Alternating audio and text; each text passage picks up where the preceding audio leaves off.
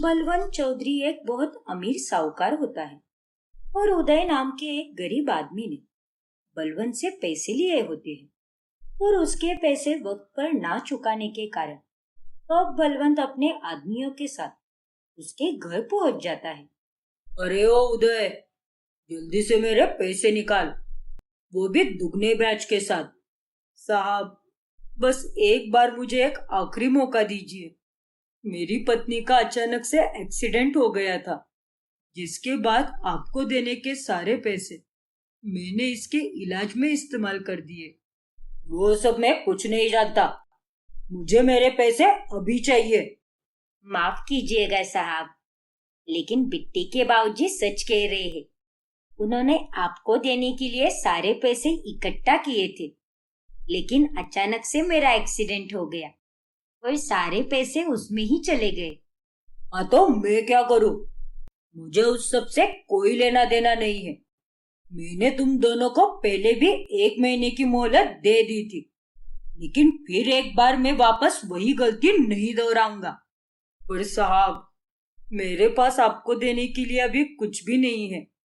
मैं आपके पूरे पैसे चुका दूंगा, लेकिन साहब, उसके लिए मुझे एक आखिरी मोहलत दीजिए।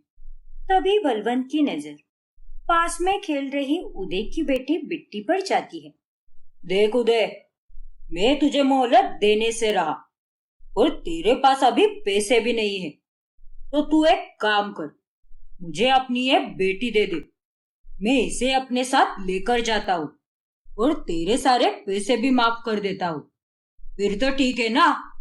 अरे नहीं साहब, ये आप कैसी बातें कर रहे हैं? मैं अपनी फूलसी बच्ची को आपको कैसे दे सकता हूँ? अरे क्यों नहीं दे सकता? मैं इसका ब्याह मेरे बेटे रणवीर के साथ करूंगा। अरे तुझे तो खुश होना चाहिए कि तेरी बेटी को मैं अपने बेटे की बीवी बना रहा हूँ, वरना तुझ जैसे गरीब के घर आज तक किसी साहूकार का रिश्ता आया है क्या? नहीं साहब, लेकिन ये गलत है। आप मुझे कृपा करके एक आखिरी मोहलत दे दीजिए, लेकिन मेरी बच्ची, मेरी बिट्टी को मुझसे दूर मत कीजिए। हाँ साहब, हमारी बच्ची तो केवल 11 साल की है, लेकिन आपका लड़का तो बहुत बड़ा है। मेरी छोटी सी गुड़िया का बाल विवाह मत कीजिए साहब। अरे चुप रहो तुम दोनों। इस गांव की हर लड़की को बाल विवाह की परंपरा का पालन करना अनिवार्य है, इसीलिए तेरी बेटी को भी ये शादी करनी ही पड़ेगी। बाकी मैं कुछ नहीं जानता।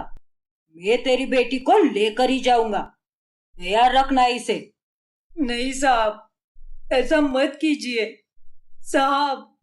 बलवंत और उसके आदमी वहां से चले जाते हैं।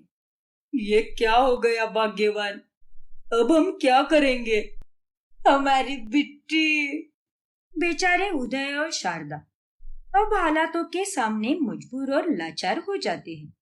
फिर बलवंत घर जाकर अपने बेटे रणवीर, बूढ़ी माँ और बीवी कविता को बिट्टी और रणवीर के विवाह के बारे में बताता है। क्या? नहीं बाबूजी, आप ये कैसी बेतुकी बातें कर रहे हैं? और आप उदय काका के साथ ऐसा कैसे कर सकते हैं?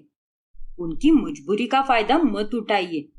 और मैं भी मुझसे 16 से 17 साल छोटी लड़की के साथ शादी कैसे कर सकता हूँ बाबूजी? आप मेरे साथ बहुत गलत कर रहे हैं, और उस लड़की के साथ भी। अरे चुप कर तू, मैंने तुझसे कुछ पूछा नहीं है, बल्कि मैं मेरा फैसला तुम्हें बता रहा हूँ। और चुपचाप जितना मैं कह रहा हूँ उतना कर, मुझे सही और गलत का फर्क मत समझा। लल्ला, ये इस गांव की प्रथा है। यहाँ पर हर लड़की जात बाल विवाह का हिस्सा बनती है। तेरी अम्मा और मैं, हम दोनों ने भी बाल विवाह ही किया था। जमाना कहाँ से कहाँ चला गया, लेकिन आप लोग नहीं बदले। आप लोगों को भी अपनी सोच में बदलाव लाना होगा। अम्मा बाबूजी, ये सब सही नहीं है। मैं बिट्टी के साथ शादी नहीं करूंगा। हाँ रणवीर के बाबूजी, हमारा बेटा एकदम सही कह रहा है, ऐसा मत कीजिए। कविता बहू, तू बीच में अपनी टांग मत अड़ा। और रणवीर, शादी तो तुझे करनी ही पड़ेगी। बाकी मैं कुछ नहीं जानता। रणबीर भी बेबस हो जाता है। फिर वो सारी बातें जाकर अपने दोस्त मुन्ना को बताता है। यार मुन्ना, मुझे तो कुछ भी समझ नहीं आ रहा कि अब मैं क्या करूं। बाबूजी के कारण उस बेचारी बच्ची की जिंदगी बर्बाद हो जाएगी। हाँ रणवीर, वो तो काफी प्यारी बच्ची है। मैंने देखा है उसे। यही पास की सरकारी स्कूल में जाती है रोज। पता नहीं उसका अब आगे क्या होगा। यार मैंने बहुत कोशिश की, लेकिन मैं पैसों का इंतजाम भी नहीं कर पा रहा। और अभी तो मैं बाबूजी से झूठ बोलकर पैसे भी नहीं मांग सकता। हाँ रणवीर, वरना वो साफ साफ समझ जाएंगे कि तू वो पैसे क्यों मांग रहा है। हाँ यार, अगर मेरे पास पैसे होते ना, तो मैं उस मासूम सी बच्ची को बचा लेता। इस वक्त मुझे बाबूजी पर बहुत गुस्सा आ रहा है और अपनी किस्मत पर भी। देखते ही देखते शादी का दिन आ जाता है। जब शारदा बिट्टी को शादी के लिए सजाने लगती है, तभी माई, मैं गुड्डी की तरह क्यों सज रही हूँ? वो इसीलिए क्योंकि तेरी अभी शादी हो रही है बिट्टी। मेरी शादी? जैसे गुड्डा गुड्डे की शादी होती है? हाँ बिटिया रानी, अब तू विदा होकर अपने ससुराल चली जाएगी। क्या? नहीं माई, ऐसा नहीं होगा। मुझे आपको और बापू को छोड़कर कहीं भी नहीं जाना माई। मुझे आप दोनों के पास यहीं पर रहना है। काश हमारे पास ढेरों पैसे होते, तो हम तुझे अपने आप से कभी अलग नहीं होने देते। नहीं माई, मुझे नहीं बनना दुल्हन। मुझे आप दोनों के पास ही रहना है। मुझे नहीं करनी है शादी। नहीं लाडो, अब ऐसा नहीं हो सकता, क्योंकि यही जगत की रीत है। एक लड़की को शादी करके अपने बाबुल का घर छोड़ना ही पड़ता है। लेकिन तू फिक्र मत कर, मैं और तेरे बापू उससे मिलने के लिए ससुराल आया करेंगे। सच माई? हाँ मेरी गुड़िया, सच्ची। तो फिर ठीक है। रणवीर और बिट्टी की शादी हो जाती है और रणवीर के घर वाले उनकी बच्ची बहू का स्वागत करते हैं। शादी के बाद ससुराल में पहले दिन जब बिट्टी फ्रॉक पहनती है। अरे ओ बेवकूफ लड़की, ये क्या पहन कर आई है तू? अब तेरी शादी हो चुकी है। जाकर साड़ी पहन कर आ। लेकिन मुझे साड़ी पहननी नहीं आती और मुझे साड़ी पसंद भी नहीं है। नहीं पसंद मतलब क्या? ये तेरा कोई मायका नहीं है, यहाँ सब कुछ तेरी पसंद के हिसाब से ही होगा। ये तेरा ससुराल है और यहाँ तुझे मेरे हर हुक्म का पालन करना होगा, क्योंकि मैं तेरी दादी सास हूँ। पर अम्मा, अगर इसे साड़ी नहीं पहननी तो जाने दीजिए ना। वो अभी छोटी सी बच्ची है। हाँ अम्मा, छोड़ दीजिए ना इस बात को। और इसे साड़ी पहनना अच्छा भी नहीं लगता। और इतनी छोटी सी उम्र में ये साड़ी कैसे संभाल पाएगी? वो सब मैं कुछ नहीं जानती। मैंने जब कह दिया सब कह दिया। ए लड़की, जाकर अभी के अभी साड़ी पहन कर आ, समझी कि नहीं? बिट्टी को अम्मा के हुक्म का पालन करना ही पड़ता है और फिर कविता उसे साड़ी पहनाती है। काकी, मुझे ये साड़ी बिल्कुल भी नहीं पसंद। मुझे नहीं पहननी है साड़ी। बिट्टी, मैं तुम्हारी कोई मदद नहीं कर सकती, क्योंकि अम्मा की मर्जी के खिलाफ जाना बहुत गलत साबित हो सकता है। मैं भी मजबूर हूँ बेटी। अब साड़ी पहनाने के बाद अम्मा बिट्टी को कविता के साथ काम करने के लिए कहती है। अरे वाह बिट्टी बहू, तू तो एकदम सुंदर लग रही है। अब चल, चूल्हा फूकने में अपनी सास की मदद कर और जल्दी से रोटियां सेक ले। लेकिन अम्मा, मुझे चूल्हा फूकने नहीं आता, तो फिर मैं कैसे करूंगी? और अम्मा, इस नन्ही सी जान कैसे चूल्हा फूक पाएगी? इसे तो ये सारे काम भी नहीं आते।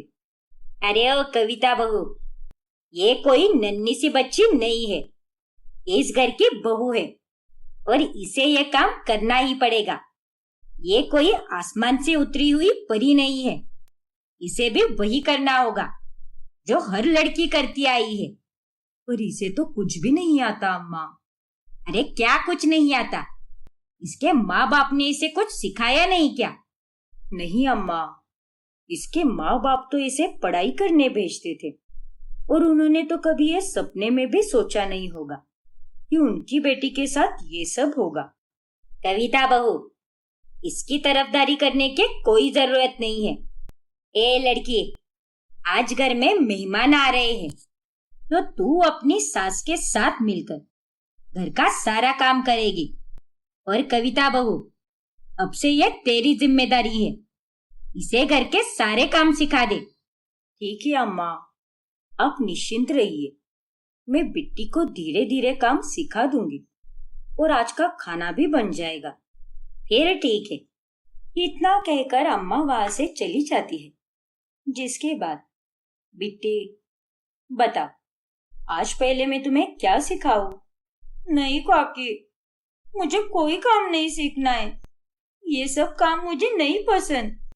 मुझे बाहर जाना है खेलने। जाने दो ना काकी। लेकिन बिट्टी, नहीं, मुझे खेलने ही जाना है। मुझे ये काम करने का बिल्कुल भी मन नहीं है। ठीक है बिट्टी, तुम एक काम करो, हमारे घर से थोड़ी दूर जाकर खेलो ताकि अम्मा की नजर तुम पर ना पड़े। ठीक है ना? ठीक है काकी, जैसा आप कहो। इतना कहकर बिट्टी वहां से चली जाती है। लेकिन घर से दूर खेलने के बावजूद भी अम्मा उसे देख लेती है और उसे पकड़कर घर ले आती है। क्यों रे लड़की, इसे पूछकर बाहर चली गई तू? हाँ? माफ कीजिए अम्मा। अम्मा, इसे मैंने ही भेजा था बाहर क्योंकि इसे खेलने का बहुत मन कर रहा था और मैं भी इसे ना नहीं कर पाई। कविता, को बहुत सयानी समझने लगी हो तुम, लेकिन आइंदा से अगर ऐसी हरकतें की तो मुझसे बुरा और कोई नहीं होगा। पर बाबूजी, ये एक छोटी सी बच्ची है अभी, इसे ये घर गृहस्थी के कामकाज नहीं समझ आते, तो फिर आप सब इससे इतनी उम्मीदें क्यों लगाए बैठे हो? क्योंकि इसकी अभी शादी हो गई है और इसे अपने बचपने को भूलना होगा और अपना सारा ध्यान घर गृहस्थी में देना होगा। शादी हुई है इसका मतलब ये थोड़ी ना है कि ये एक दिन में बड़ी हो जाएगी। लल्ला, तू अपनी जोरू का गुलाम मत बन। ये हमारी बहू है और इसे अपना बहु धर्म निभाना ही पड़ेगा। अम्मा और बलवंत के आगे रणवीर और कविता की कुछ नहीं चलती और उन दोनों के कारण बेचारी बिट्टी को ढेरों काम करने पड़ते हैं। फिर एक दिन बिट्टी मिठाई खा रही होती है। तभी, ए लड़की, ये तू क्या कर रही है? ये बर्फी हमने बलवंत के लिए लाई है, छोड़ उसे। फिर अम्मा बिट्टी से वो बर्फी छीन लेती है। अरे ये आप क्या कर रही हो अम्मा? बिट्टी अभी छोटी सी बच्ची है और आपको तो अच्छे से पता है कि बच्चों को मीठा खाना कितना पसंद होता है।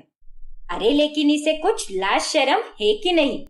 और हमारे घर की औरतें तो आदमियों के खाना खाने के बाद ही खाती है, लेकिन इसने तो अपने ससुर का ही खाना खा लिया। मूर्ख कहीं की। अम्मा, मुझे ये बर्फी बहुत पसंद है ना, इसीलिए मैं खा रही थी। लेकिन अगर आपको मेरा इसे खाना बुरा लगा तो आज के बाद मैं इसे कभी नहीं खाऊंगी। इतना कहकर बिट्टी रोते हुए वहां से चली जाती है। लेकिन बाद में रणवीर चुपके से बिट्टी के लिए वही बर्फी और साथ ही बहुत सारी दूसरी मिठाइयाँ भी लाता है। अरे वाह, आपने ये सब मेरे लिए लाया है? हाँ बिट्टी, आज तुम्हें वो बर्फी खाने नहीं मिली ना, तो अब इसे जी भर कर खाओ और जितनी चाहिए उतनी खाओ। आपका बहुत बहुत धन्यवाद जी। इतनी सारी मिठाइयाँ तो मेरे बापू ने भी मुझे कभी नहीं दी। कोई बात नहीं बिट्टी, अब मिली है ना तुम्हें, तो इसे मन भर कर खाओ। फिर बिट्टी बड़े ही प्यार से वो मिठाइयाँ खाने लगती है और ये सब कविता कमरे के बाहर से देख लेती है। और अगले दिन वो रणवीर से कहती है, रणवीर बेटा, कल मैंने तुम्हें बिट्टी को मिठाई देते हुए देखा और उसकी चेहरे की खुशी देखकर मुझे बहुत अच्छा लगा। लेकिन बेटा, अम्मा और तेरे बाबूजी के होते हुए बिट्टी कभी खुश नहीं रह पाएगी। इसीलिए हमें छुप छुप कर ही सही, लेकिन बिट्टी को थोड़ी सी तो खुशियां देनी ही पड़ेगी।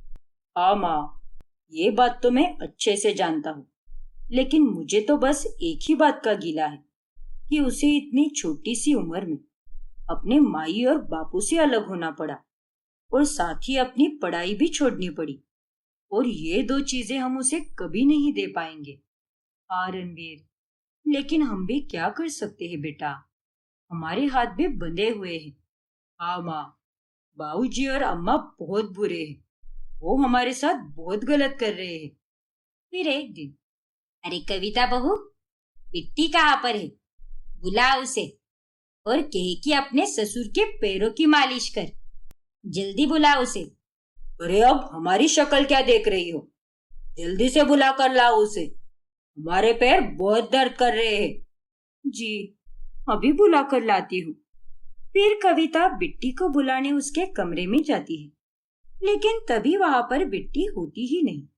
वो बिट्टी को घर में हर जगह ढूंढती है, लेकिन वो उसे कहीं भी नहीं मिलती। क्या बिट्टी घर पर नहीं है? तो फिर वो कहाँ पर गई होगी माँ? पता नहीं रणवीर बेटा, सुबह से तो वो घर पर ही थी, फिर अचानक से कहाँ पर गई होगी? अरे कहाँ गई का क्या मतलब है? वो ऐसे कैसे गायब हो सकती है? रणबीर बेटा, जल्दी से उस बिट्टी को ढूंढ कर ला। फिर बलवंत के आदमी और रणबीर बिट्टी को ढूंढने जाते हैं, लेकिन गांव में बहुत ढूंढने के बाद भी वो उन्हें कहीं नहीं मिलती। क्या मतलब बिट्टी बहू मिल नहीं रही? ऐसे अचानक से वो कैसे गायब हो सकती है? और नहीं तो क्या, अरे ऐसा भी तो हो सकता है ना कि वो अपने माई बापू के घर गई हो। नहीं अम्मा, वो वहां पर भी नहीं है। हम गए थे वहां पर वहां पर भी ताला लगा हुआ था। हे राम जी, बिट्टी बस सही सलामत हो। तभी वहां पर बलवंत के आदमी आते हैं। साहब, वो आपकी बहू और उसके माई बापू, उन तीनों को गांव की सीमा के पार जाते हुए देखा गया। हमारे दूसरे आदमी उन्हें पकड़कर ला ही रहे हैं। ये खबर सुनकर सभी चौंक जाते हैं और थोड़ी ही देर में उदय, शारदा और बिट्टी तीनों वहां पर आ जाते हैं। तभी बलवंत उदय को खूब सुनाता है। क्यों रे नालायक, कहाँ चला गया था तू अपनी बेटी को लेकर इस गांव से, और हम सबसे दूर भागने की फिराक में था क्या? हाँ? नहीं साहब, वो मैं। बता, आज तो तेरी चमड़ी ही उधेड़ के रख दूंगा। माफ कर दीजिए साहब, फिर ऐसा कभी नहीं होगा। बिट्टी अब आपकी अमानत है साहब। अब माफी मांगने से कोई फायदा नहीं। आज तूने जो किया है वो फिर से ना करे, इसीलिए तुझे कोई बड़ी सजा देनी पड़ेगी। ओए, मारो इसे और तब तक मारते रहो जब तक इसकी अकल ठिकाने पर ना आ जाए। साहब, नहीं साहब। नहीं, मत मारो मेरे बापू को, छोड़ दो उन्हें। कि तभी रणवीर आकर उन्हें रोक लेता है। रुक जाओ, इन्हें मत मारो। गांव से भागने का सुझाव इनका नहीं था, बल्कि मेरा था। क्या? हाँ, मैंने ही बिट्टी और उसके माई बापू से कहा था कि ये गांव छोड़कर दूर पहाड़ों के पार वाले गांव भीमपुर चले जाओ, ताकि बिट्टी आपके हाथ ना आ पाए और ना ही उसके माई बापू। मैं बिट्टी को यहाँ पर रहकर परेशान होते हुए नहीं देख पा रहा था, इसीलिए मैंने ये सब किया। रणवीर, ये तूने सही नहीं किया। अब तुझे इसकी कीमत चुकानी पड़ेगी। अब तो ये लड़की चाहकर भी कहीं नहीं जा पाएगी, क्योंकि अब मैं इसके साथ पहले से भी ज्यादा सख्ती से पेश आऊंगी।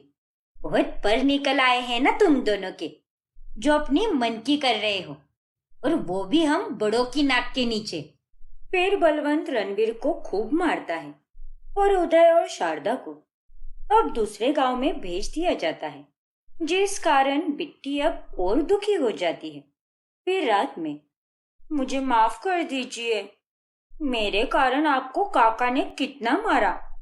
इसमें तुम्हारी कोई गलती नहीं है बिट्टी, तो तुम मुझसे माफी मत मांगो।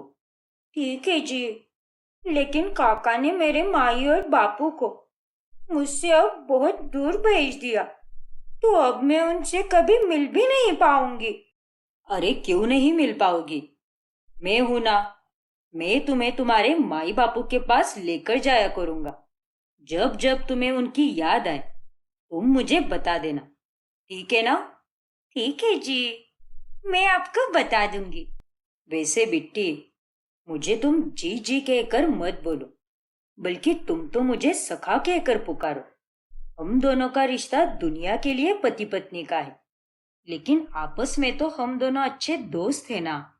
क्यों मेरी प्यारी सखी? हाँ सखा, आपने बिल्कुल सही कहा, लेकिन मैं अम्मा और काका के सामने आपको जी ही कहकर पुकारूंगी, वरना वो दोनों तो मुझे फिर से डांटेंगे। हाँ बिट्टी, कोई बात नहीं। इस तरह रणवीर और बिट्टी के बीच अब एक प्यारी सी दोस्ती की शुरुआत हो जाती है।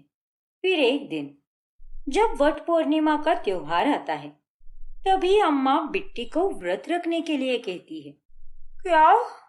लेकिन अम्मा, मैं दिन भर भूखी प्यासी कैसे रह सकती हूँ?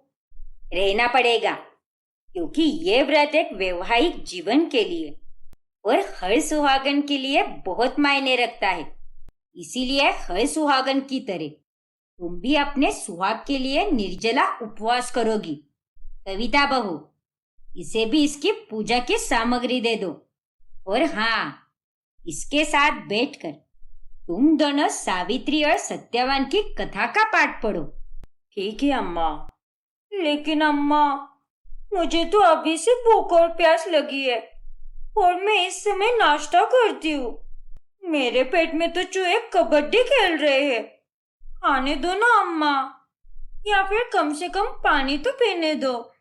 हाँ माँ, बिट्टी की ये सब करने की उम्र थोड़ी ना है। इससे ये इतना कठिन व्रत नहीं रखा जाएगा। एक बार मैंने कह दिया ना, तो ये व्रत इसे रखना ही पड़ेगा। सावित्री ने भी सत्यवान के लिए रखा था। हर पत्नी का यह फर्ज होता है कि अपने पति के लिए यह व्रत रखना और उसकी खुशियों की कामना करना। पर अम्मा, अगर हर पत्नी ये व्रत रखती है तो पति क्यों नहीं रखता?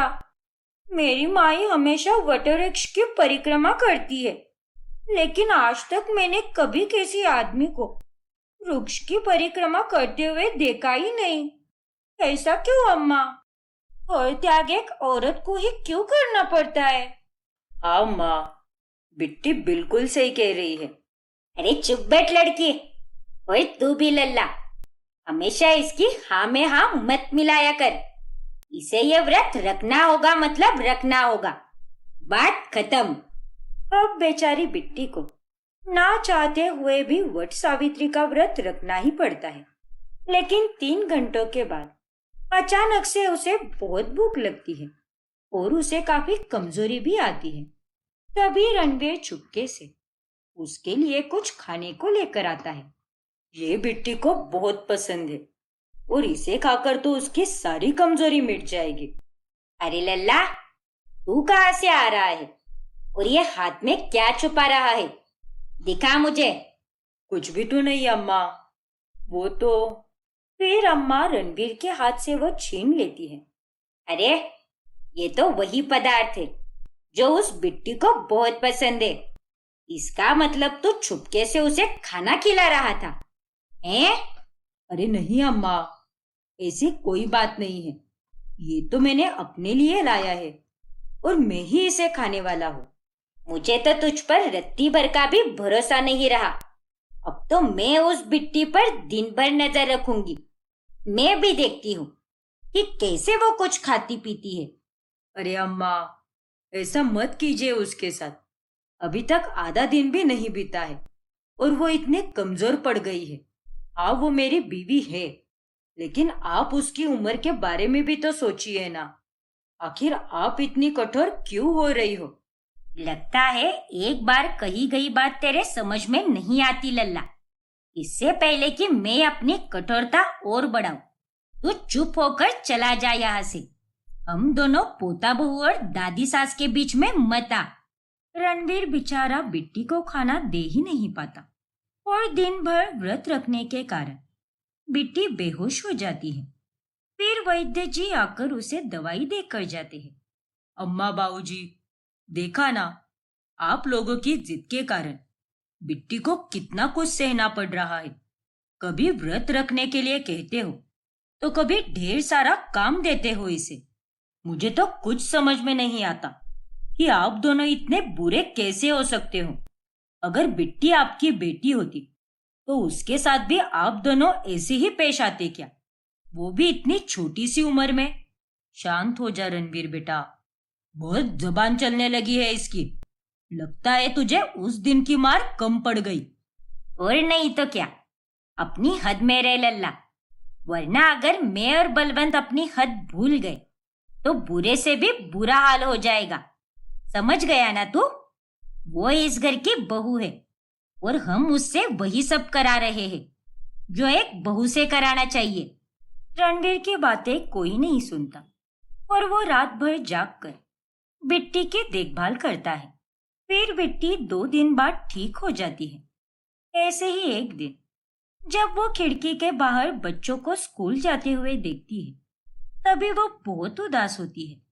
मेरे माई बापू की बहुत इच्छा थी कि मैं अच्छे से पढ़ लिख कर एक अफसर बिटिया बनूं, लेकिन अब मैं उनका ये सपना कभी नहीं पूरा कर पाऊंगी। मेरी उम्र के सारे बच्चे स्कूल जाते हैं, खेलते कूदते हैं, लेकिन एक मैं ही हूँ जो यहाँ पर इस घर में कैद हो गई हूँ। रणवीर बिट्टी की सारी बातें सुन लेता है और उसे भी काफी बुरा लगता है। बिट्टी, अरे सखा, आप इतनी जल्दी कैसे आ गए आज? बस काम निपटा लिया जल्दी। और बिट्टी, मैं जानता हूं कि तुम इस घर में कैद हो, लेकिन तुम्हारा ये सखा है ना, ये तुम्हें इस कैद में भी खुश रखेगा। और क्या हुआ अगर तुम स्कूल में पढ़ने नहीं जा सकती? मैं हूं ना, मैं तुम्हें पढ़ाऊंगा। क्या? लेकिन सखा, आप मुझे कैसे पढ़ाओगे? अरे क्यों नहीं पढ़ा सकता मैं? मैंने अपनी पढ़ाई पूरी की है और मैं तुम्हें रोज कमरे में पढ़ाऊंगा, तो फिर किसी को पता भी नहीं चलेगा। ठीक है सखा, आपका बहुत बहुत आभार। सच में आप बहुत ही अच्छे और नेकदिल इंसान हो। तुमसे ज्यादा नहीं बिट्टी, अब मैं तुम्हें पढ़ाऊंगा भी। और मंदिर के नाम पर छुप छुप कर हम दोनों बाहर घूमने भी जाया करेंगे। अब तो खुश हो ना? हाँ सखा, बहुत बहुत ज्यादा खुश हूँ। रणबीर अब रात को चुपके से बिट्टी को पढ़ाने लगता है और घर में मंदिर का बहाना देकर रोज उसे बाहर घुमाने लेकर जाता है। ऐसे ही एक दिन बिट्टी की सहेली वहां से गुजर रही होती है और वो आकर बिट्टी से मिलती है। अरे बिट्टी, तेरी शादी इतनी जल्दी हो गई, ये देखकर मुझे अच्छा नहीं लग रहा। पाठशाला में हम तुझे बहुत याद करते हैं। हाँ चुंकी, मैं भी तुम सबको बहुत याद करती हूँ, पर अब क्या करूँ, मुझे ना चाहते हुए भी ये शादी करनी पड़ी। तो तू अब यहीं पर रहेगी? और तेरी पढ़ाई का क्या हुआ? तूने पढ़ाई भी छोड़ दी क्या? नहीं चिंकी, मैं केवल पाठशाला में नहीं जाती, लेकिन पढ़ाई मेरी जारी है। मेरी पति जो है ना, वो मुझे पढ़ाते हैं। अरे वाह, ये तो बहुत अच्छी बात है बिट्टी। बलवंत बिट्टी और उसकी सहेली की सारी बातें सुन लेता है और वो बिट्टी के कमरे में जाकर सारी किताबें निकालकर उसे आग लगा देता है। नहीं बाबूजी, ये आपने क्या कर दिया? ये सारी किताबें बिट्टी की थी। अरे मूर्ख लड़के, तुझे 1000 बार समझाया है हमने कि इस लड़की का साथ मत दे। अरे क्यों इसे पढ़ाना लिखाना चाहता है जब इसे सारी उम्र चूल्हा चौका ही करना है? लल्ला, भूल गया क्या? हमारे में लड़कियां पढ़ा नहीं करती, वो हमेशा अपने पति से एक क्या कोसों कदम दूर रहती है। अब जाने दीजिए ना, बिट्टी तो सारा काम करने के बाद ही पढ़ती है, वो भी हमारे सामने नहीं, बल्कि अपने कमरे में जाकर। अगर उसके पढ़ाई करने से किसी भी काम में दिक्कत नहीं आ रही तो उसे पढ़ने दीजिए ना। अच्छा, तो अब तुम हमें बताओगी कि हमें क्या करना चाहिए और क्या नहीं। हाँ कविता। नहीं जी, मैं तो बस। तू तो अपना मुंह बंद ही रख कविता बहू। और लल्ला तू, बस बहुत हुआ। बहुत साथ दे दिया तूने इस लड़की का, लेकिन आइंदा से अगर तूने चुप चुप कर इसके लिए कुछ भी किया तो देखना, हमसे बुरा और कोई नहीं होगा। अरे क्या तकलीफ है आप लोगों को? आखिर आप दोनों इस बच्ची के पीछे क्यों लगे हो? आखिर इसने आपका क्या बिगाड़ा है? रणवीर, तू फिर आवाज बढ़ा रहा है। अपनी आवाज नीचे रख। नहीं बाबूजी, आज मुझे बोलने दीजिए। हर बार आप सही नहीं हो सकते और ना ही आप मेरा मुंह बंद कर सकते हैं। अब बस, आज से मैं और बिट्टी इस घर में नहीं रहेंगे। इस लड़की का मेरे साथ बाल विवाह करा के आपने इसकी जिंदगी बर्बाद कर दी और अब ससुराल में भी इसे चैन से जीने नहीं दे रहे। इसीलिए हम अब इस घर में नहीं रहेंगे। चलो बिट्टी। रणवीर, बेटा ऐसा मत कर। लल्ला, तू जानता भी है क्या तू क्या बोल रहा है? हाँ अम्मा, मैं पूरे होश में हूँ और मैं सच में यहाँ से जा रहा हूँ। मेरी नजर में आपके लिए और बाबूजी के लिए बहुत इज्जत थी, लेकिन अब सब खत्म हो गई है। आप दोनों मेरे मन से पूरी तरह उतर चुके हैं। अरे चल दफा हो जा अभी के अभी। मैं भी देखता हूँ कि तू हमारे बगैर बिट्टी के साथ अकेला कैसे रह पाता है। अरे तू तो मेरे कारोबार के सहारे जी रहा था, 2 पैसे जुटा रहा था, लेकिन मेरे सहारे के बिना तू कुछ नहीं कर पाएगा। ये आपकी गलतफहमी है बाबूजी।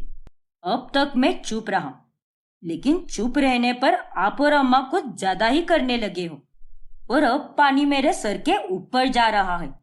मैं इस बच्ची के साथ और ज्यादा गलत नहीं होने दूंगा। रणवीर और बिट्टी घर छोड़कर अब दूसरी जगह पर रहने लगते हैं और इधर बलवंत गांव में हर किसी को धमका देता है और रणवीर को काम देने से मना करने के लिए कहता है। अरे नहीं मिल सकती नौकरी, इसका क्या मतलब है? मैं एक पढ़ा लिखा आदमी हूँ, मैं बहुत अच्छे से काम करूंगा, पर कृपा करके मुझे काम दे दीजिए। मुझे बहुत जरूरत है काम की। अरे कहा ना तुझे, नहीं मिलेगा तुझे यहाँ पर कोई काम। चल अब दफा हो जा यहाँ से। लेकिन मेरी बात तो सुनिए। अरे कहा ना दफा हो, चल जा, कहीं और जाकर नौकरी ढूंढ। रणवीर जहाँ भी काम मांगने जाता है वहां पर हर कोई उसे काम देने के लिए मना कर देता है और इस वजह से वह बहुत हताश हो जाता है। हो ना हो, ये जरूर बाबूजी की ही करामती है। उन्होंने ही गांव में हर किसी को बोल रखा होगा कि मुझे कोई काम ना दे। मैं बाबूजी की रग रग से वाकिफ हूँ, वरना एक साथ गांव में सभी लोग मुझे काम देने से कैसे मना कर सकते हैं।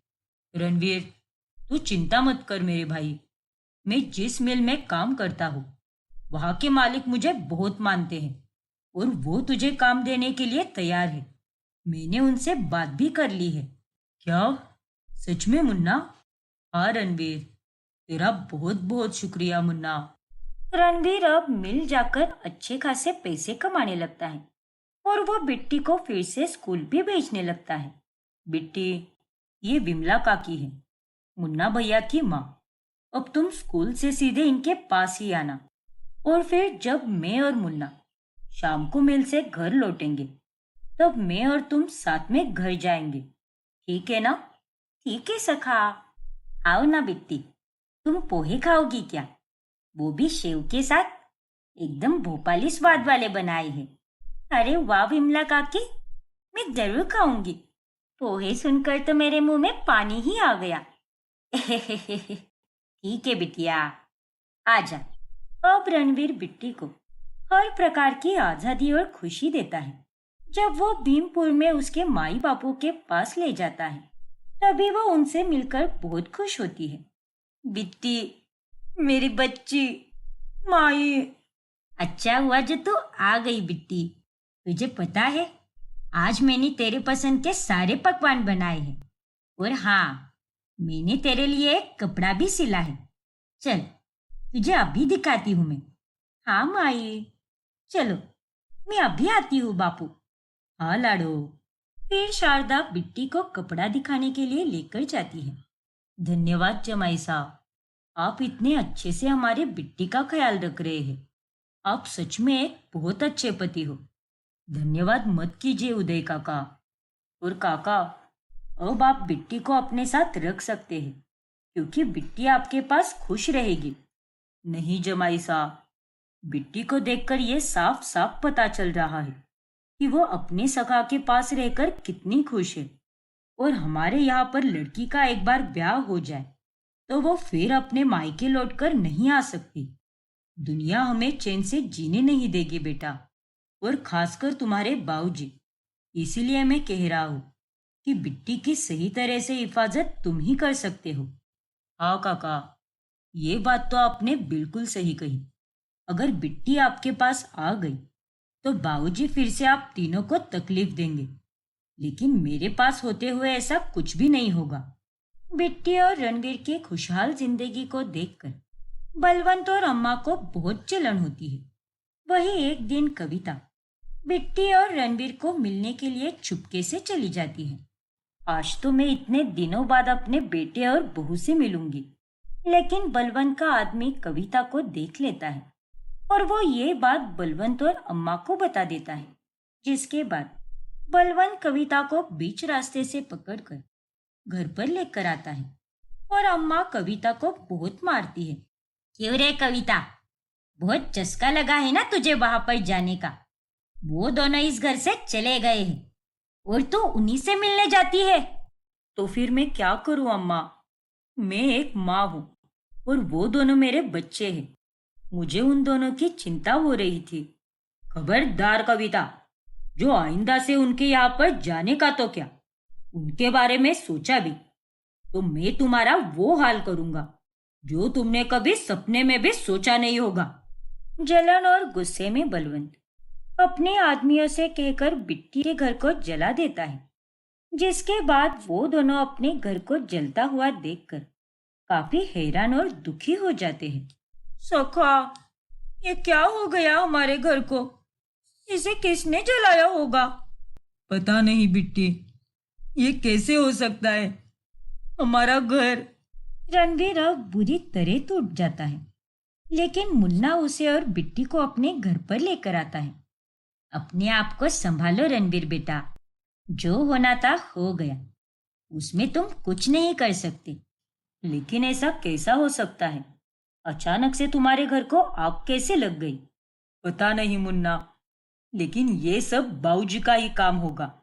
वो मेरे रास्ते में बस रुकावटें ला रहे हैं ताकि मैं हार मान जाऊं और फिर से उनके पास घर लौट जाऊं। लेकिन उन्हें नहीं पता कि मैं अपना आत्मसम्मान बेचकर उनके दरवाजे पर वापस कभी नहीं लौटूंगा, फिर चाहे कुछ भी हो जाए। हाँ रणवीर, लेकिन तुम चिंता मत करो। जब तक तुम्हारे पास पैसे जमा नहीं हो जाते तब तक तुम और बिट्टी यहाँ पर रह सकते हो। ये भी तुम्हारा ही घर है। हाँ रणवीर बेटा, यहाँ पर एकदम निश्चिंत रहो। धन्यवाद आप दोनों का। पता नहीं आप दोनों नहीं होते तो हमारा क्या होता। वही दूसरी तरफ अब मैं भी देखता हूँ कि वो अपने दम पर कैसे जीता है। बहुत होशियारी मार रहा था ना, लेकिन अब तो उसका घर भी जलकर राख हो गया। तो अब कितने दिन और मुन्ना के पास रहेगा? जी, आप ऐसा क्यों कर रहे हैं उन दोनों के साथ? अब जब वो दोनों हमसे अलग हो चुके हैं तो उन्हें उनके हिसाब से जीने दीजिए ना। क्यों उनके रास्ते में रोड़ा बन रहे हो? ए कविता, ज्यादा बकर बकर मत कर और जाकर मेरे लिए चाय बना। उन दोनों नालायकों के साथ ऐसा ही करना चाहिए। बहुत पर निकल आए हैं ना लल्ला के। जब तक उसे बाहर के रास्तों पर ठोकर नहीं मिल जाती तब तक वो वापस यहाँ पर लौटकर नहीं आएगा। हाँ माँ, और वो दिन भी दूर नहीं जब रणवीर खुद फिर से बिट्टी बहू को यहाँ पर लेकर आए। देखना आप, जल्दी आएगा वो। हाँ बलवंत बेटा। रणवीर अब मिल में काम करने के साथ साथ सुबह अखबार और दूध डिलीवरी का काम भी करने लगता है। जी सेठ जी, मैं सारा काम करूंगा सही से। रोज सुबह जल्दी आऊंगा और सबके पास दूध और अखबार दे दूंगा। ठीक है रणवीर, ये लो तुम्हारे एडवांस पैसे। अच्छे से काम करना। और ये रही साइकिल, इस पर ही सवार होकर तुम्हें सारा काम करना होगा। जी सेठ जी, आपका बहुत बहुत धन्यवाद। रणवीर अब जी जान लगाकर दिन रात मेहनत करता है। मुझे ये सारी मेहनत और मशक्कत करनी ही होगी, अपने लिए नहीं बल्कि बिट्टी के लिए, क्योंकि वो अब मेरी जिम्मेदारी है और उसका भविष्य उज्जवल बनाना अब यही मेरे जीवन का लक्ष्य बन चुका है।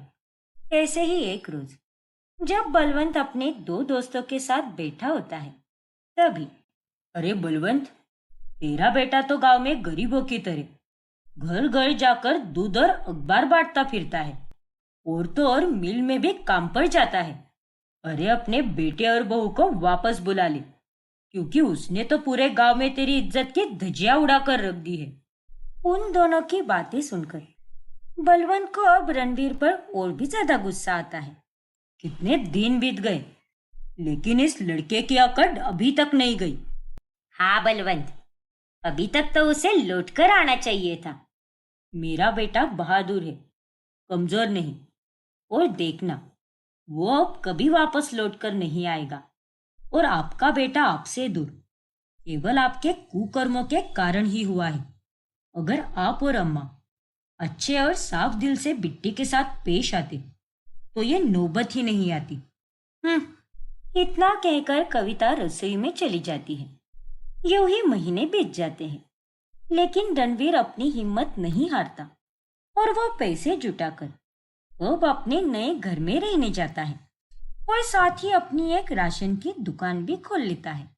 बिट्टी, ये मेरे जीवन का पहला कारोबार है, इसीलिए मैं चाहता हूँ कि इसमें सबसे पहले तुम अपने शुभ कदम रखो। तुम मेरे जीवन में लक्ष्मी मैया के समान हो। अंदर जाओ बिट्टी। ठीक है सखा।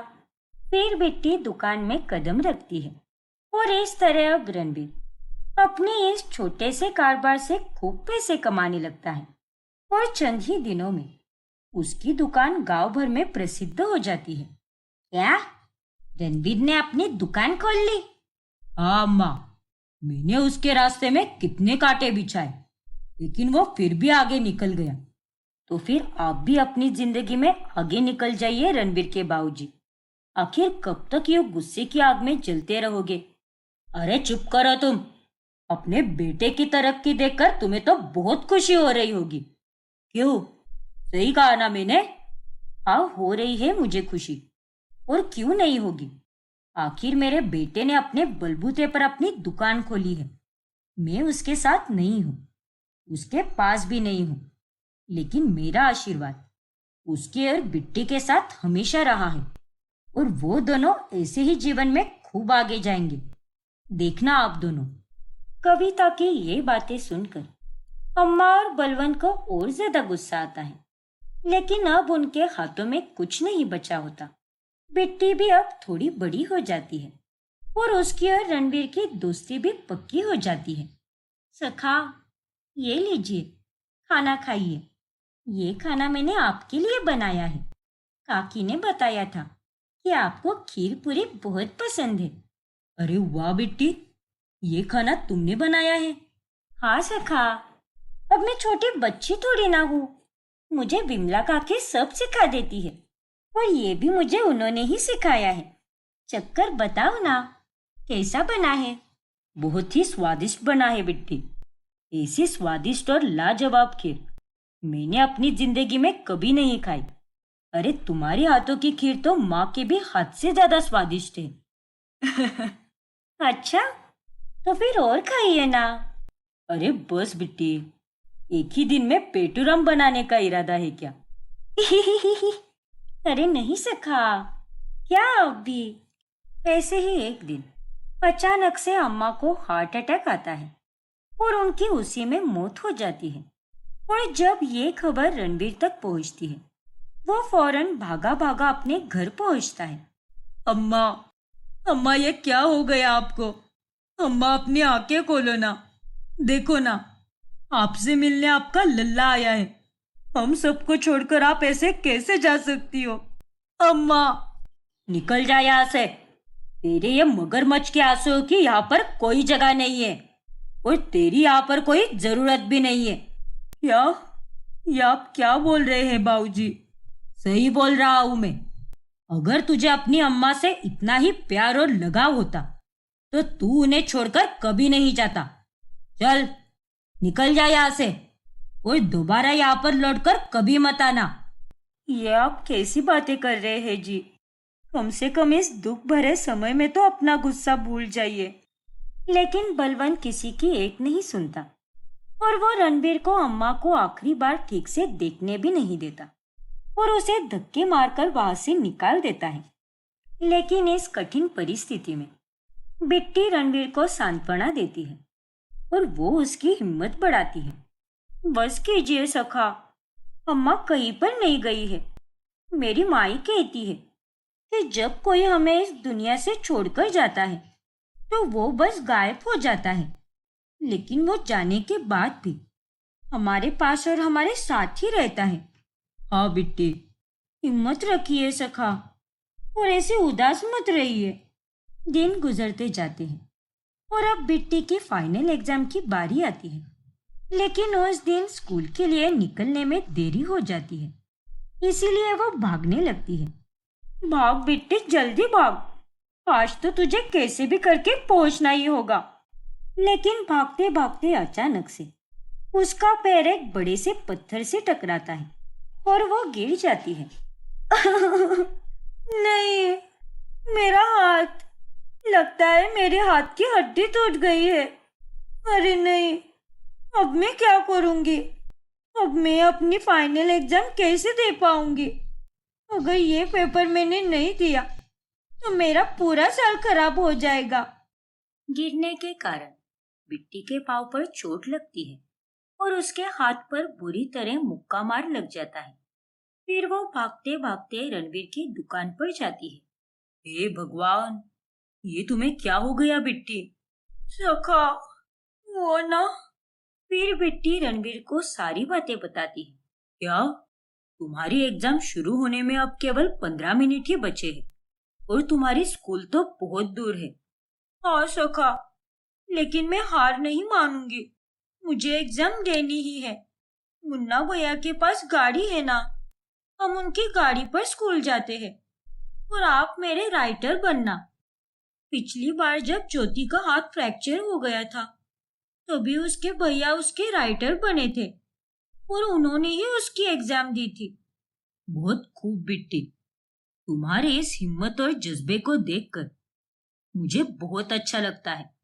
चलो जल्दी से निकलते हैं। फिर रणवीर मुन्ना की गाड़ी पर सवार होकर बिट्टी के साथ स्कूल पहुंचता है और वो उसे सारे प्रश्नों के उत्तर बताती है और रणवीर राइटर बनकर उसकी एग्जाम लिखता है। ऐसे ही समय तेजी से बीतने लगता है और 12 साल बाद बिट्टी अपने ही गांव में स्कूल टीचर बन जाती है। काश मेरे पास भी माई बापू होते तो मैं भी स्कूल जा पाती और पढ़ लिख पाती। अरे बच्ची, तुम रो क्यों रही हो? मैं हूं ना, मैं तुम्हें स्कूल में पढ़ने भेजूंगी और तुम्हारी हर चीज का ख्याल रखूंगी, खाना पीना और बाकी का सब कुछ। क्या? लेकिन आप ये सब क्यों करोगी?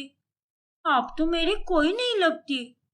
किसी की मदद करने के लिए जरूरी थोड़ी ना है कि आपका उससे कोई निजी रिश्ता हो। यही तो इंसानियत होती है ना। और तुम तो मेरी छोटी बेटी जैसी हो। इस तरह बिट्टी गरीब बच्चों को शिक्षा प्रदान करती है।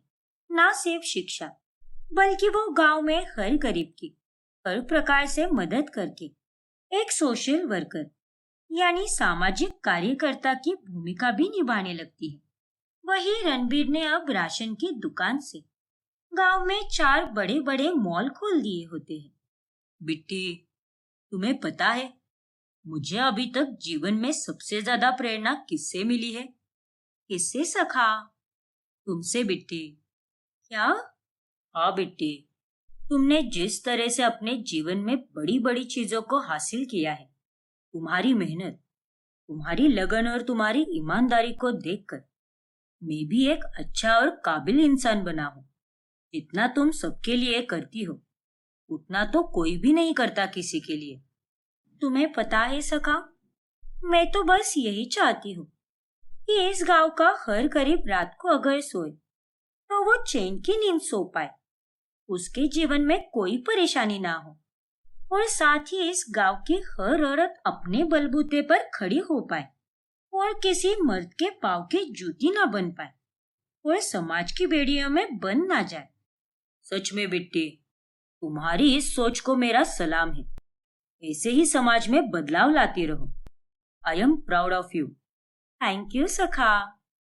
फिर एक दिन जब बिट्टी अपने कैबिन में बैठकर काम कर रही होती है, तभी मैडम जी, आपसे मिलने एक औरत आई है। सुनीता नाम बता रही है अपना। सुनीता? लेकिन मैं तो किसी सुनीता नाम की औरत को नहीं जानती। अच्छा ठीक है, तुम उसे अंदर भेज दो, शायद उसका कुछ काम होगा। ठीक है मैडम जी। फिर वो औरत अंदर आती है और रोते रोते अपनी कहानी बताने लगती है कि कैसे उसका शराबी पति उसकी छोटी बच्ची का बाल विवाह कराने जा रहा है। क्या? हाँ मैडम जी, मेरा पति मेरी फूल सी बच्ची का 9 साल की उम्र में ही बाल विवाह कराने जा रहा है। आप तो गरीब की मदद करती हो ना, मेरी भी मदद कर दो मैडम जी। मैं आपके सामने हाथ जोड़ती हूँ। मैं थाने भी गई थी, लेकिन वहां पर कोई भी मेरी बात सुनने के लिए तैयार ही नहीं है।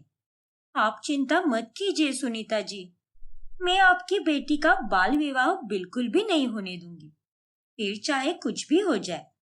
फिर बिट्टी और सुनीता उसकी छोटी बेटी का बाल विवाह रोकने जाते हैं, लेकिन तभी उसका शराबी पति मगन सुनीता को मारने लगता है और वहां पर बिट्टी उसे रोक लेती है। खबरदार, अगर अब फिर से आपने सुनीता जी पर हाथ भी उठाया तो। कौन है बे तू? चल निकल यहाँ से। यहाँ मेरी बेटी की शादी हो रही है और उसे ब्याह मुझे लड़के वालों से मोटा दहेज मिलने वाला है, जिसके बाद मेरी तो बस ऐश ही ऐश है। समझी कि नहीं?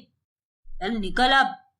ऐसा बिल्कुल भी नहीं होगा, क्योंकि अब यहाँ पर मैं आ गई हूँ। मीनू, अंदर चल, आज तेरी शादी है। चल अंदर।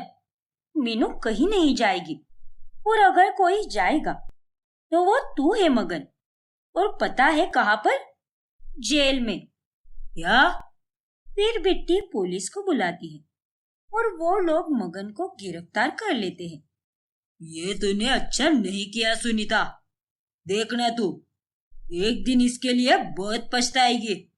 ऑफिसर, जब ये आपके थाने में आई थी तब आप लोगों में से किसी ने भी इसकी कोई बात नहीं सुनी। आखिर आपने ऐसा क्यों किया? हाँ? वो मैडम जी, देखिए, मैं आपको साफ साफ एक प्रकार से चेतावनी ही दे रही हूँ। अरे नहीं नहीं मैडम, ऐसा मत कीजिए। आइंदा से ऐसा नहीं होगा, बिल्कुल भी नहीं होगा। अरे अगर आप लोग ही ऐसा करोगे तो फिर कैसे बदलेगा ये समाज, और कैसे बंद होगी ये बाल विवाह जैसी कुप्रथा? माफ कीजिए मैडम, इस आदमी को कड़ी से कड़ी सजा मिलनी चाहिए। जी जी मैडम जी। इस तरह बिट्टी सही समय पर आकर एक मासूम सी बच्ची का बाल विवाह होने से बचा लेती है। आपका बहुत बहुत शुक्रिया मैडम जी। आज अगर आप नहीं होती तो ना जाने क्या हो जाता। मेरी बच्ची, मेरी मीनू को मेरे पास सही सलामत लौटाने के लिए आपका बहुत बहुत धन्यवाद। आपको ईश्वर खूब खुशियां दे। धन्यवाद दीदी। कोई बात नहीं प्यारी बच्ची। और सुनीता जी, मेरी जीवन का तो यही लक्ष्य है कि मैं हर बच्ची के साथ गांव में गलत होने से रोकूं। मेरा भी बचपन में बाल विवाह हुआ था, लेकिन मेरे पति जैसा हर पति हो ये जरूरी थोड़ी ना है। मेरे पति ने मेरे लिए अपने पिता से दुश्मनी मोड़ ली, और आज अगर मैं इतना कुछ कर पा रही हूँ तो बस उन्हीं के कारण कर पाती हूँ। बहुत खूब मैडम जी। भगवान आपकी और आपके पति की जोड़ी बनाए रखे। जी धन्यवाद। बिट्टी की आवाज उठाने से अब गांव में धीरे धीरे बाल विवाह जैसी कुप्रथा खत्म होने लगती है और साथ ही हर बच्ची पढ़ाई लिखाई भी कर पाती है। वही इतने सालों बाद अब बलवंत पूरी तरह कंगाल हुआ होता है और वो और कविता अब एक छोटे से घर में रह रहे होते हैं। जी आप ये क्या कर रहे हैं? और इस संदूक में आपने क्या छुपा कर रखा है? कुछ भी तो नहीं। तुम जाओ यहाँ से कविता, जाकर मेरे लिए खाना बनाओ। ठीक है जी। कविता को खाना बनाते समय भी उस संदूक का ही ख्याल आता है और बलवंत के घर के बाहर जाने के बाद वो चुपके से दूसरी चाबी से उस संदूक को खोलने जाती है। रणवीर के बाबूजी को ये पता ही नहीं कि मेरे पास इस संदूक की दूसरी चाबी भी है। मुझे जान कर ही रहना है कि इस संदूक में उन्होंने क्या छुपा कर रखा है। फिर जब कविता उस संदूक को खोलती है तभी उसमें वो रणवीर की तस्वीर है और उसके बचपन के खिलौने और बाकी सामान दिखती है जिससे उसकी यादें जुड़ी हुई होती है। ये क्या? ये सारा सामान, ये सब तो रणवीर का है। मेरा रणवीर। इसका मतलब ये है कि ये आज तक अपने बेटे को याद करते हैं, जबान से उसके लिए कड़वी बातें बोलते हैं, लेकिन दिल में तो आज भी अपनी संतान के लिए उतना ही प्यार है। फिर एक दिन रणवीर बिट्टी के लिए सोने के गहने लाता है। अरे सखा, ये सोने के गहने लाने की क्या जरूरत थी? बिट्टी, ये सब तुम्हारे लिए है। इसे मैंने बड़े प्यार से लाया है और कुछ देने के लिए किसी वजह की जरूरत थोड़ी ना होती है। मुझे ये बहुत पसंद आया, इसीलिए मैं लेकर आया तुम्हारे लिए। थैंक यू सो मच सखा, ये बहुत सुंदर है। बिट्टी देखो ना, देखते ही देखते 12 साल गुजर गए। पता ही नहीं चला कि ये वक्त इतनी जल्दी कैसे बीत गया। हाँ सखा, ये 12 साल बहुत अच्छे रहे। हमने बहुत कुछ खोया लेकिन उससे भी ज्यादा पाया भी। बहुत नायाब थे अभी तक के ये 12 साल और आपके कारण ही मैं इन सालों में खुश रह पाई हूँ। आपने ना ही सिर्फ मुझे संभाला बल्कि मुझे हर वो चीज दी जिसके कारण मैं आज इस मुकाम पर हूँ। नहीं बेटे, तुम उस सब की हकदार थी और धन्यवाद तो मुझे तुमसे कहना चाहिए, क्योंकि आज तुम्हारे कारण ही मेरी जिंदगी संवार गई है। और बेटी, मुझे तुमसे कुछ कहना भी है। हाँ कहो ना सखा। देखो बेटी, अब हम दोनों बड़े हो चुके हैं और तुम्हें अगर अपनी जिंदगी अलग रहकर जीनी है तो तुम जी सकती हो, और अगर तुम्हें किसी और के साथ अपनी लाइफ नए सिरे से शुरू करनी है तो तुम वो भी कर सकती हो, क्योंकि हमारी शादी तो बाबूजी के द्वारा बांधा गया एक जबरदस्ती का रिश्ता था। नहीं सखा, इस समय मेरे लिए अगर कुछ प्यारा है तो वो आप है और दूसरा है मेरा काम। अभी अभी तो मैंने शुरुआत की है और मुझे अभी बहुत सी चीजें करनी है और मैं उन्हें पूरा करके ही रहूंगी। और आज मैं जो जिंदगी जी रही हूँ उसमें मैं बहुत खुश हूँ। बिट्टी की ये बातें सुनकर रणवीर को बहुत अच्छा लगता है।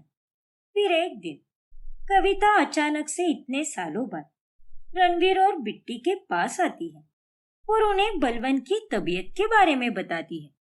क्या? बाबूजी की तबीयत बहुत खराब है? हाँ रणवीर बेटा, और ऐसे समय में दवाई से ज्यादा खोए हुए रिश्ते सब ठीक कर देते हैं। बेटा चलो अपने बाबूजी के पास, क्योंकि अब मैं तुम्हें और अपनी बहू को हमसे दूर और नहीं रख सकती। लेकिन माँ, मैं वहां पर कैसे आऊं? बाबूजी ने मुझे अम्मा के अंतिम संस्कार के बाद वहां पर आने से मना कर दिया था। उन्होंने 12 साल पहले ही मुझसे सारे नाते तोड़ दिए और वो अब मुझे वहां पर आने भी नहीं देंगे। उल्टा मुझे देखकर उनकी तबीयत और ज्यादा खराब होगी। नहीं सखा, ऐसा बिल्कुल भी नहीं होगा। कोई भी माता पिता अपने बच्चे से इतनी नफरत नहीं करते और उस वक्त तो बस उनका गुस्सा बोल रहा था और अब काकी जी जैसा बोल रही है। हमें वहां पर जाना चाहिए। बिट्टी बिल्कुल सही कह रही है। चल बेटा, अपने बाबूजी के पास चल। फिर रणवीर और बिट्टी कविता के साथ अपने बाबूजी के पास चला जाता है और दोनों बाप बेटे एक दूसरे को देखकर रो पड़ते हैं। रणवीर, तू आ गया बेटा। हाँ बाबूजी, तुझे और बिट्टी बहू को देखकर मेरी सांस में सांस आई बेटा। मुझे माफ कर दो बच्चों। मैंने तुम दोनों के साथ बहुत गलत किया है। मैं बहुत बुरा हूँ और शायद इसीलिए ऊपर वाले ने मुझसे मेरा सब कुछ छीन लिया और मुझे मेरे कुकर्मों की सजा दे दी। नहीं बाबूजी, ऐसा मत बोलिए। और आप हमसे बड़े हैं, इसीलिए हमसे माफी मत मांगिए। लेकिन मैंने बुरा तो किया है ना बहू। मैंने तो तुम्हारे साथ भी बहुत गलत किया है, लेकिन अब और नहीं। अब मुझे अपने बच्चों के साथ रहना है, वरना मैं जीते जी ही मर जाऊंगा। और बच्चों, तुम दोनों को जीवन में इतना आगे पहुंचते हुए देखकर आज मुझे बहुत खुशी हो रही है। अब मैं अपनी सारी गलतियों से सबक सीख चुका हूँ। मुझे माफ कर दो बच्चों। बिट्टी और रणवीर बलवंत को माफ कर देते हैं। और बच्चों, आज से तुम दोनों यहीं पर मेरे साथ रहोगे, मेरे पास। हाँ बच्चों। हाँ पापा और माँ, आप दोनों फिक्र मत कीजिए। आज से बिट्टी और मैं आपके पास ही रहेंगे और आप दोनों की देखरेख करेंगे। हाँ बाबूजी। चलो अच्छा है। और हाँ बिट्टी, मैं तुमसे एक बात बोलना चाहता हूँ। बिट्टी बहू, अब से मैं भी तुम्हारा सामाजिक काम में हाथ बटाऊंगा। बूढ़ा हूं तो क्या हुआ, लेकिन तुम्हारे साथ गांव के लोगों का भला करके मुझे बहुत खुशी होगी, क्योंकि आज तक मैंने सबका बुरा ही किया है, लेकिन अब और नहीं। बाबूजी, आपकी सोच को इस तरह बदलते हुए देखकर आज मुझे बहुत अच्छा लग रहा है। अगले हफ्ते से मैं दूसरे गांव में जाकर वहां के लोगों को शिक्षा का महत्व समझाकर उन्हें भी शिक्षा प्रदान करने का कार्यक्रम शुरू करने वाली हूँ। और इसमें आप मेरा साथ देना। वाह, क्या बात है बिट्टी। मैं इसमें तुम्हारा साथ जरूर दूंगा। और इस प्रकार से अंत में सब ठीक हो जाता है और बिट्टी और रणबीर दोनों बलवंत और कविता के साथ खुशी खुशी से रहने लगते हैं।